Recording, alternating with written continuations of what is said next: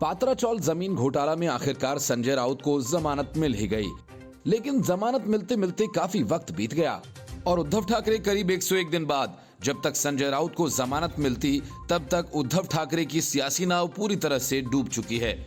शिवसेना नाम की कोई पार्टी नहीं रही।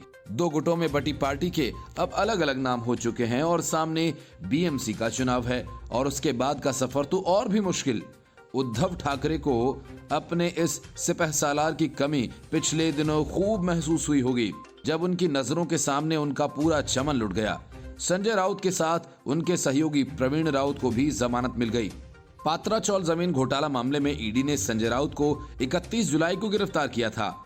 पात्राचौल जमीन घोटाला 1039 करोड़ रुपए का है। इस घोटाले में ईडी ने prevention of money laundering act यानी पीएमएलए के तहत केस दर्ज किया था। इसके बाद ईडी ने संजय राउत के घर तलाशी में 11 लाख रुपए से ज्यादा जब्त किए। इस मामले में अप्रैल में ईडी ने राउत की पत्नी वर्षा राउत और उनके करीबियों की 11 करोड़ 15 लाख रुपए की संपत्तियों को भी जब्त किया था। ईडी ने कुछ समय पहले इस मामले में चार्जशीट भी दाखिल की। ईडी के मुताबिक संजय राउत पात्राचौल से जुड़ी मनी लॉन्ड्रिंग मामले में प्रवीण राउत के जरिए सीधे तौर पर शामिल थे। ईडी ने दावा किया था कि 2006-07 के दौरान संजय राउत ने तत्कालीन केंद्रीय कृषि मंत्री की अध्यक्षता में पात्राचौल के पुनर्विकास को लेकर पूर्व सीएम की अध्यक्षता में Maharashtra housing and area development authority के अफसरों और अन्य लोगों के साथ कई बैठकों में हिस्सा लिया था।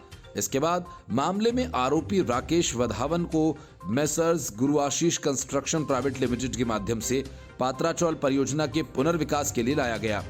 संजय राउत ने नियंत्रण करने के लिए गुरु आशीष कंस्ट्रक्शन प्राइवेट लिमिटेड में निदेशक के रूप में प्रवीण राउत को अपने प्रॉक्सी और विश्वास पात्र के रूप में शामिल किया। ईडी की चार्जशीट के मुताबिक किए गए समझौते के अनुसार उन्हें 672 किराएदारों का पुनर्विकास कर सभी के लिए 767 वर्ग फुट फ्लैट का निर्माण करना था और इसके लिए महाड़ा को 1,11,467.82 वर्ग मीटर का एक क्षेत्र दिया गया था।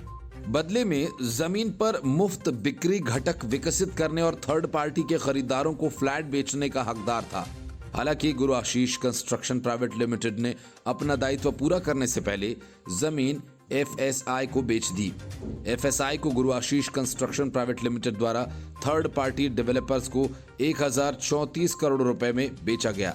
ईडी की चार्जशीट के मुताबिक जांच में यह भी पता चला कि संजय राउत के प्रॉक्सी प्रवीण राउत को एचडीआईएल से उनके बैंक खाते में 112 करोड़ व्यावसायिक इकाई, परिवार के सदस्यों आदि के खाते में ट्रांसफर कर दिया गया। इस प्रकार संजय राउत अवैध तरीके से आय प्राप्त करने और संपत्ति के अधिग्रहण के लिए हस्तांतरण और अन्य संस्थाओं को ट्रांसफर करने की प्रक्रिया में शामिल थे। Bureau report, news of India.